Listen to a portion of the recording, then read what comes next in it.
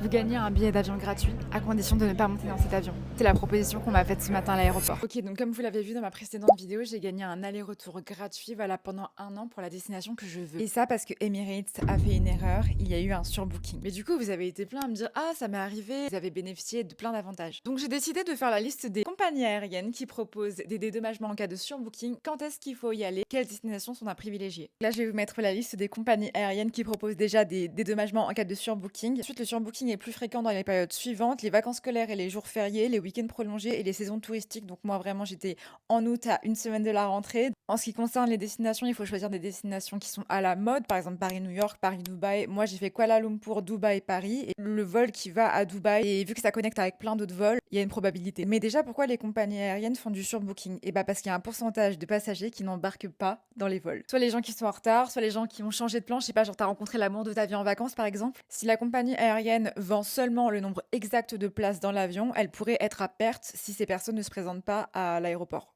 Du coup, les compagnies aériennes anticipent ce problème et vendent plus de billets qu'il n'y a de places, en espérant que quelques passagers manquent à l'appel. Apparemment, le fait de proposer une compensation revient moins cher à la compagnie aérienne que de partir avec des sièges vides. Alors évidemment, tout ça, c'est une histoire de probabilité et un peu de chance. Moi, pour le coup, j'ai aussi un autre facteur. Je suis arrivée très tôt à l'aéroport, j'étais dans les premières à m'enregistrer pour mon vol et du coup, j'ai pu bénéficier de cette offre. En vrai, j'ai gagné mon aller-retour Paris-Dubaï-Kuala Lumpur, mais on m'a dit que si je contactais Emirates, je pouvais potentiellement changer la destination.